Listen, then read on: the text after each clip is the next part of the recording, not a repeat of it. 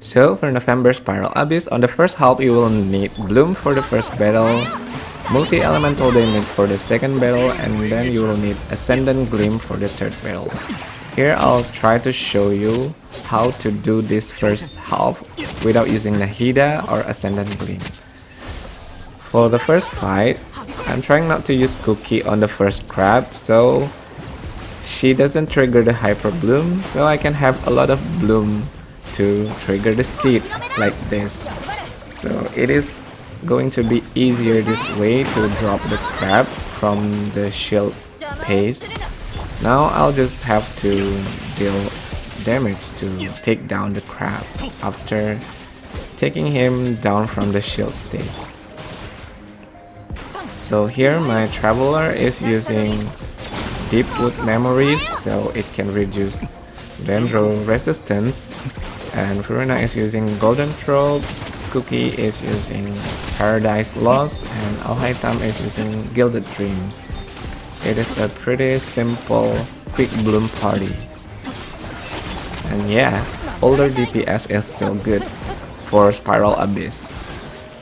And that's it for the first battle of the first half.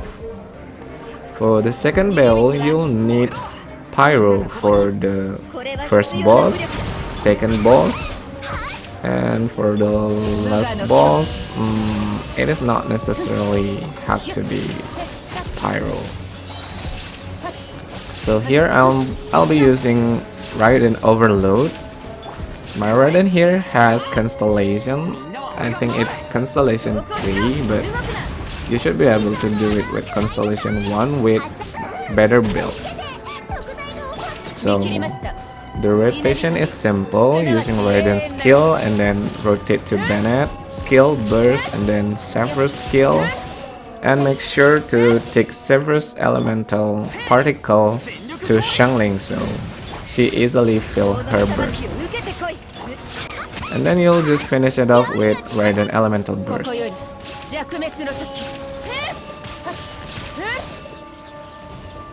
That's it for the first battle. Now for the second battle of the first half, I'm trying to trigger this pace using Electro, so later I can deal more damage with Hydro and Dendro. So I'll be using Cookie first to fill the bar with Electro, and then after half of the bar is filled, I'll be using Furina. That's how I trigger Electro on this Frost Knight Hera.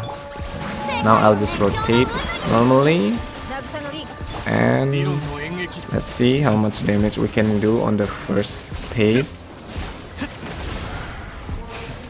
Oh, misdodged that. Alhaitham is still pretty good, especially if I can use Furina to buff him, and Cookie to deal extra Hyper Bloom damage.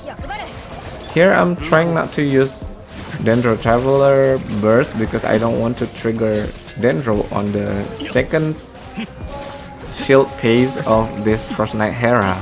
So I'll just do it slowly, and now it probably will trigger Hydro because I already used Furina's skill, but it's okay.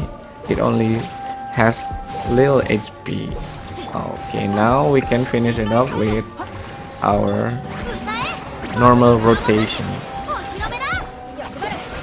Okay, this should be good. We still have 8 minutes and 20 seconds. Should be able to do this.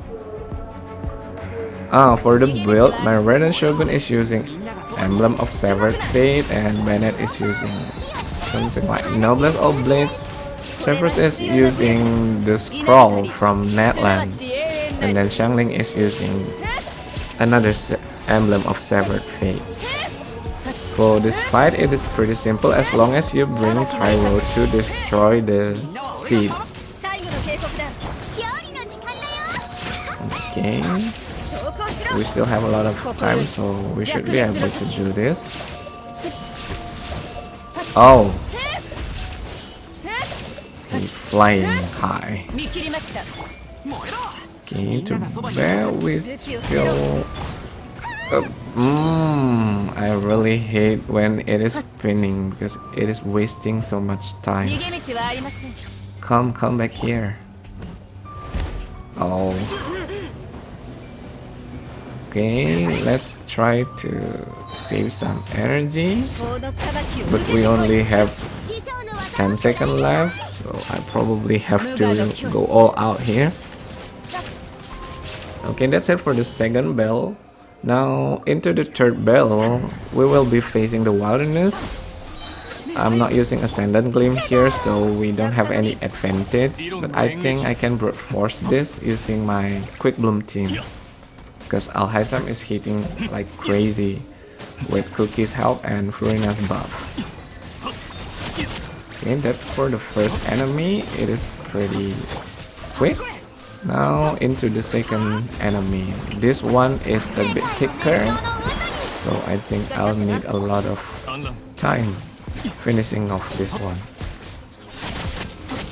Oh, surprisingly, Alhaitham deal pretty good damage versus this wilderness. I think we can do this pretty quickly. Okay, in one rotation I can spend all of its red bar HP. Now into the second rotation.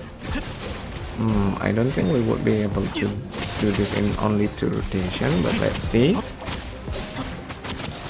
Wow, it is dealing pretty high damage. Okay, I think we will need one more rotation to finish this off. It's okay, we still have 8 minutes and 40 seconds left, so pretty much time for the second half. Now in the second half, the thing is I spent all of my Raiden's energy on that last bell, so I have to fill some here. I hope we can manage to fill it quickly before Bennett's burst is off. Okay, I think we still have the buff because Bennett's burst linger 2 seconds after the buff, so it's okay. We're good.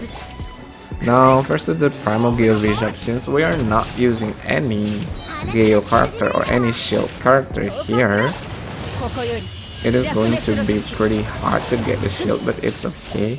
If you can manage to pick up that crystallize, because Primal Geo Bishop is Geo and it sometimes will produce crystallize when you hit it with elemental damage. If you can pick that crystallize while he's using his burst, it would be good, but if you cannot, it's also okay, because yeah, it only helps you deal extra damage when it is down. So I don't have crystallize this time, but I still can deal pretty high damage for this. That's it for today. I hope you guys enjoyed the video. Kindly subscribe if you haven't subscribed to my channel. See you again on my next video. Bye bye.